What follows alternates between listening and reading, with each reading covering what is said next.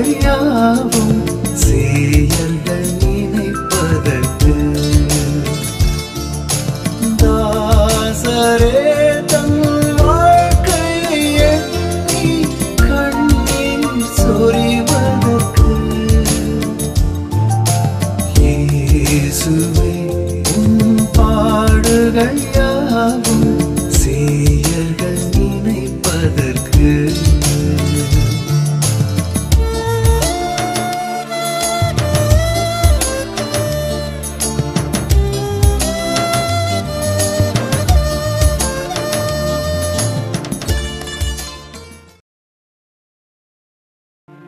பாதையில் தடங்கல்கள் 1000 வந்தாலும் இறையாட்சியின் லட்சிய விழுமியங்கள் எப்பொழுதும் சங்கமித்துக் கொண்டே இருக்கின்றன.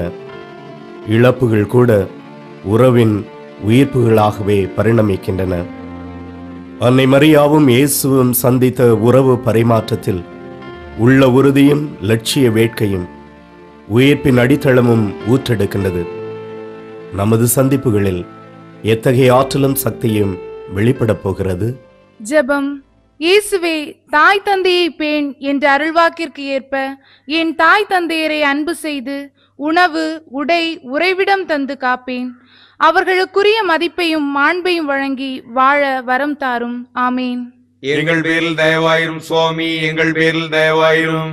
எங்கள் பேரில் தயவாயிரும் சுவாமி, எங்கள் பேரில் தயவாயிரும். மரித்த விசுவாசிகளுடைய ஆத்மாக்கள் சர்வீசின் இரக்கத்தினால் நித்திய சமாதானத்தில் இளைப்பாற கடவது. ஆமீன்.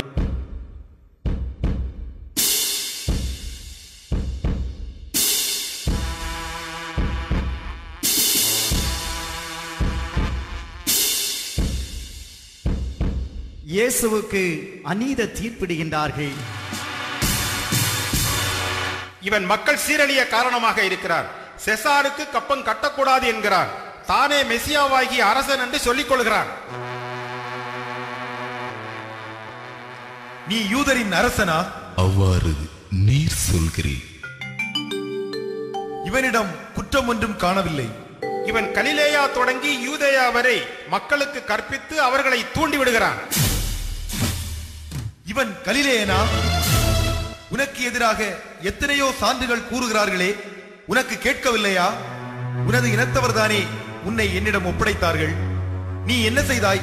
எனது ஆட்சி இவ்வுலக ஆட்சி போன்றது அல்ல. அது இவ்வுலக ஆட்சி போன்றதாய் இருந்திருந்தால் நான் யூதர்களிடம் காட்டிக் கொடுக்காதவாறு என் காவலர்கள் போராடி இருப்பார்கள். அப்படி என்றால் நீ அரசன் தானே? உண்மையை எடுத்திருப்பதே என் பணி. இதற்காகவே உலகில் வந்தேன். உண்மையா? அது என்ன? இவனிடம் நான் குற்றம் ஒன்றும் காணவில்லையே.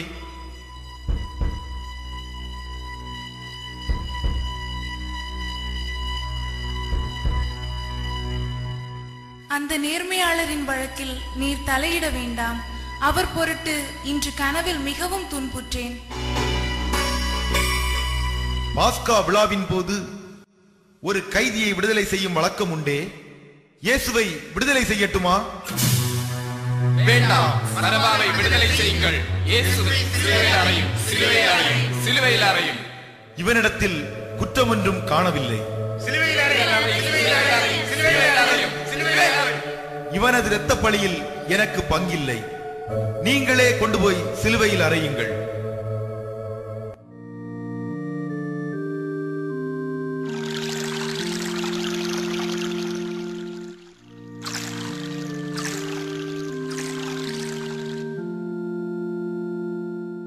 இயேசுவின் தோள் மேல் சிலுவை சுமத்தப்படுகிறது.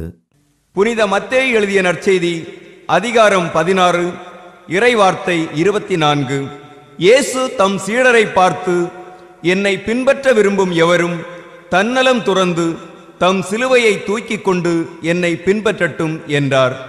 இறையாட்சி பணியை தொடங்குவதற்கு முன் இயேசு ஒடுக்கப்பட்டோருக்கு உரிமை வாழ்வு, சிறைப்பட்டோருக்கு விடுதலை என்கிற தனது பணி பார்வையை கூர்மைப்படுத்திக் கொண்டார். பணியேற்பு என்பது இறையாட்சி பணியில் துன்பங்களை தாங்கிக் கொள்வதற்கான லட்சிய தெளிவு நிலைப்பாடு. வாழ்பவரெல்லாம் சாவது உறுதி. ஏன், எப்படி, எதற்காக என்பதை பொறுத்தே உலகம் உன்னை நினைக்கும் என்பதை உணர்ந்த இயேசு சமாரியரோடு இயல்பாக பேசி பழகினார். ஆயக்காரரோடும் பாவிகளோடும் இருந்து உண்டார். பிணியாளர்களை தொட்டு குணப்படுத்தினார். நீதியற்ற தலைமுறையை கண்டித்தார். பகிர்ந்து வாழும் மனநிலையை உருவாக்காத அர்த்தமற்ற சடங்குகளை சாடினார். அடிமைப்படுத்தும் சமூக அநீத அமைப்புகளை வன்மையாக எதிர்த்தார். நீதிக்காக உழைக்கும் இலட்சிய வீரனுக்கு அச்சுறுத்தல்கள், அவதூறுகள், சித்திரவதை, சிறைச்சாலை போன்றவை இயல்பாகவே வரும். லட்சங்களுக்காக, பதவிகளுக்காக, உயர் லட்சியங்களை அடகு வைக்கும் கோழைகளாக நாம் மாறிவிடாமல் மனிதநேயத்தை கட்டி காக்கும் சமூக விடியலுக்கான இறையாட்சி பயணத்தில் நெஞ்சுறுதியோடு உழைக்க வேண்டும். ஜெபம். இயேசுவே, என்னுடன் வாழும் சகோதர சகோதரிகள் மீது அடுக்கடுக்கான சுமைகளை சுமத்தாமல் என் கடமையை நானே மனமுவந்து செய்து உம்மை பின்தொடர வரம் தாரும். ஆமீன். எங்கள் பேரில் தயவாயிரும் சுவாமி, எங்கள் பேரில் தயவாயிரும். எங்கள் பேரில் தயவாயிரும் சுவாமி, எங்கள் பேரில் தயவாயிரும். மரித்த விசுவாசிகளுடைய ஆத்மாக்கள் சர்வீசுடைய இரக்கத்தினால் நித்திய சமாதானத்தில் இளைப்பாற கடவது. ஆமீன். மூன்றாம் நிலையில் முதல் முறையாக முடியா நிலையில் நிலை தடுமாறி தரையில் விழுந்து மண்ணை முகர்ந்து எழுந்து நடந்திட ஆற்றல் பெற்றாரே. தோளில் சிலுவை நெஞ்சில் கொள்கை சுமந்தே போகின்றார். துணிந்து தேவன் போகின்றார். மூன்றாம் நிலை. திவ்ய இயேசுவே, உம்மை ஆராதித்து வணங்கி உமக்கு நன்றி அறிந்த ஸ்தோத்திரம் செய்கின்றோம். அது ஏனென்றால் அச்சிஷ்ட பாரமான திருச்சிலுவையை கொண்டு இவ்வுலகத்தை மீட்டு ரட்சித்தீர். இயேசு முதல் முறை கீழே விழுகிறார். புனித மார்க்கு எழுதிய நற்செய்தி அதிகாரம் 14 இறை வார்த்தை 38. உங்கள் மனம் ஆர்வமுடையதுதான், ஆனால் உடல் வலுவற்றது. எனவே சோதனைக்கு உட்படாதிருக்க விழித்திருந்து இறைவனிடம் வேண்டுங்கள். உன் சுமைகளை தூக்கிக் கொண்டு எழுந்து நட என்று வீர முழக்கம் செய்த இயேசு கழுமர சுமையாலும் கரடுமுரடான பாதையாலும் கைகள் சோர்ந்து கால்கள் தடுமாறி கீழே விழுகிறார். பாதங்கள் தடுமாறினாலும் பாதை மாறாமல் புதிய சமுதாயம் படைக்கும் நோக்குடன் எழுந்து நடக்கிறார். அவரின் உடல் சோர்வு உள்ள உறுதியில் எவ்வித கலக்கத்தையும் ஏற்படுத்தவில்லை. இன்று ஜாதி மத வரி பிடித்த அநீத அமைப்புகள், போதைப் பொருட்கள், விளம்பரங்கள், திரைப்படங்கள், ரசிகர் மன்றங்கள் இளைஞர்களின் போர்க்குணத்தை மழுங்கடித்து அவர்களின் ஆற்றல்களை ஆக்க வழியில் பயன்படுத்த விடாமல் கீழே விழத்தாட்ட பார்க்கின்றது. இருப்பினும் புரட்சியாளர்களாக வரலாற்றை புரட்டி போட்டவர்களும் போராளிகளாக விடுதலையை வென்றெடுத்தவர்களும் உண்டு. அவர்கள் கொண்ட லட்சியத்தை நம்முடைய வாழ்விலும் ஏற்று லட்சிய வீரர்களாக வாழ்வோம். ஜெபம். அன்பு இயேசுவே, பாவ படுகுழியில் நான் விழாதிருக்கவும், தவறி விழும் மனிதரை கை தூக்கி விடவும், சமுதாய சீர்கேடுகளை களையவும் அருள் தாரும். ஆமேன். எங்கள் பேரில் தயவாயிரும் சுவாமி, எங்கள் பேரில் தயவாயிரும். எங்கள் பேரில் தயவாயிரும் சுவாமி, எங்கள் பேரில் தயவாயிரும். மரித்த விசுவாசிகளுடைய ஆத்மாக்கள் சர்வீசுடைய இரக்கத்தினால் நித்திய சமாதானத்தில் இளைப்பாற கடவது. ஆமீன். நான்காம் நிலையில் தளர்வுற்ற மகனை தாய்மறி கண்டு தேற்றுகின்றாரே. உலகம் விடிந்திட தீமை அழிந்திட வீர தாயவள் விடை கொடுத்தாளே. தோளில் சிலுவை நெஞ்சில் கொள்கை சுமந்தே போகின்றார். துணிந்து தேவன் போகின்றார். நான்காம் நிலை. திவ்ய இயேசுவே, உம்மை ஆராதித்து வணங்கி உமக்கு நன்றி அறிந்த ஸ்தோத்திரம் செய்கின்றோம். அது ஏனென்றால் அச்சிஷ்ட பாரமான திருச்சிலுவையை கொண்டு இவ்வுலகத்தை மீட்டு ரட்சித்தீர். இயேசுவின் அன்பு தாய் மகனை சந்திக்கிறார். புனித மத்தேயு எழுதிய நற்செய்தி அதிகாரம் 12 47 முதல் 50 வரை உள்ள இறைவார்த்தைகள். ஒருவர் இயேசுவை நோக்கி, அதோ உம் தாயும் சகோதரர்களும் உம்மோடு பேச வேண்டும் என்று வெளியே நின்று கொண்டிருக்கிறார்கள் என்றார். அவர் இதை தம்மிடம் கூறியவரை பார்த்து, என் தாய் யார், என் சகோதரர்கள் யார் என்று கேட்டார். பின் தம் சீடர் பக்கம் கையை நீட்டி, என் தாயும் சகோதரர்களும் இவர்களே, விண்ணகத்திலுள்ள என் தந்தையின் திருவுளத்தை நிறைவேற்றுபவரே என் சகோதரரும் சகோதரியும் தாயும் ஆவார் என்றார். 10 மாதம் தன் உதரத்தில் சுமந்து ஈண்டெடுத்த தன் அன்பு மகனை வீரத்துடனும் எழுச்சியுடனும் நோக்குகிறாள். சமுதாய போர்க்களத்தில் அடிமைத்தன சங்கிலிகளின் வேரறுத்து புதிய சமுதாயம் படைக்கப் போகும் தன் மகனின் லட்சிய சந்திப்பில் உள்ளம் மலைத்து போய் நிற்கிறாள். தன் மகனை பைத்தியக்காரன், கோசன பிரியன் என்றெல்லாம் நெஞ்சில் ஈரமில்லா கொடியவர்கள் ஏளனம் செய்தாலும், தன் மகன் பாதையை அறிந்து பாதையிலே நடந்து அனைவரையும் லட்சிய பாதையிலே வழிநடத்துவான் என்கிற நம்பிக்கையில் மகிழ்கிறாள். லட்சிய தேடலில் பிரிவுகள் நிரந்தரமானவை அல்ல. பாதையில் தடங்கல்கள் 1000 வந்தாலும் இறையாட்சியின் லட்சிய விழுமியங்கள் எப்பொழுதும் சங்கமித்துக் கொண்டே இருக்கின்றன. இழப்புகள் கூட உறவின் உயிர்ப்புகளாகவே பரிணமிக்கின்றன. அன்னை மரியாவும் இயேசுவும் சந்தித்த உறவு பரிமாற்றத்தில் உள்ள உறுதியும் லட்சிய வேட்கையும் உயிர்ப்பின் அடித்தளமும் ஊற்றெடுக்கின்றது. நமது சந்திப்புகளில் எத்தகைய ஆற்றலும் சக்தியும் வெளிப்படப் போகிறது? ஜெபம். இயேசுவே, தாய் தந்தையை பேண் என்ற அருள்வாக்கிற்கு ஏற்ப என் தாய் தந்தையரை அன்பு செய்து உணவு, உடை, உறைவிடம் தந்து காப்பேன். அவர்களுக்குரிய மதிப்பையும் மாண்பையும் வழங்கி வாழ வரம் தாரும். ஆமேன். எங்கள் பேரில் தயவாயிரும் சுவாமி, எங்கள் பேரில் தயவாயிரும்.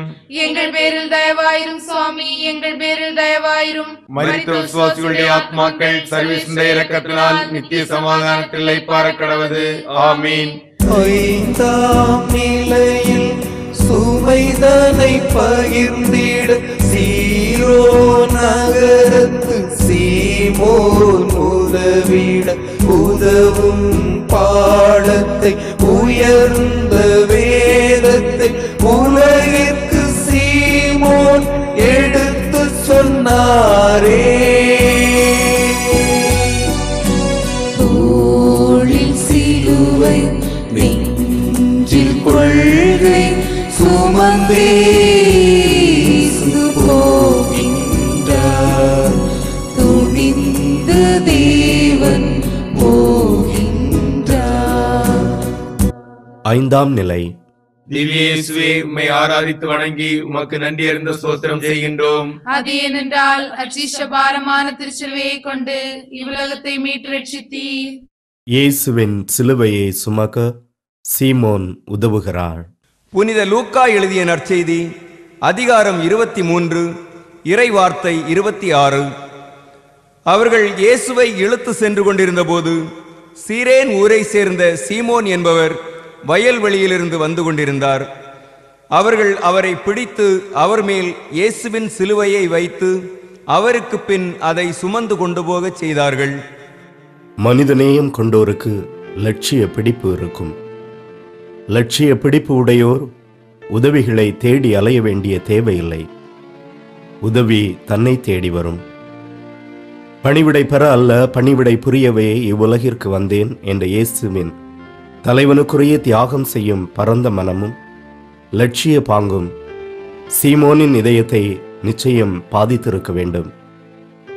சீமோன் ஒரு சாதாரண விவசாயி, வியர்வை துளிகளின் விலாசம் புரிந்த மனிதர். இறைவனுக்கே உதவி செய்யும் பேறு ஒரு கூலி தொழிலாளிக்கு கிடைத்தது. இறையாட்சியின் சமத்துவ பண்பும் மேன்மையும் இதிலேதான் அடங்கியுள்ளது. இறையாட்சியில் சரித்திரம் படைத்திட படைபலமும் பணபலமும் வேண்டாம், மனிதநேயம் ஒன்றே போதும். மனிதம் காக்கும் பிறர் நல பணிபுரியும் மனமும் இறையாட்சி பணிக்காய் தன்னையே இழக்கும் லட்சிய பாங்கும் நம்மிடம் உள்ளதா? சிந்தித்து பார்ப்போம். ஜெபம். இறைவா, என்னை தேடி வரட்டும், உதவி செய்கிறேன் என்று நினைக்காமல் என் உதவி யாருக்கெல்லாம் தேவையோ அவர்களெல்லாம் என் சகோதரர்கள், நண்பர்கள் என நினைத்து தாராள மனதுடன் உதவி செய்ய நல்ல மனதினை தாரும். ஆமீன்.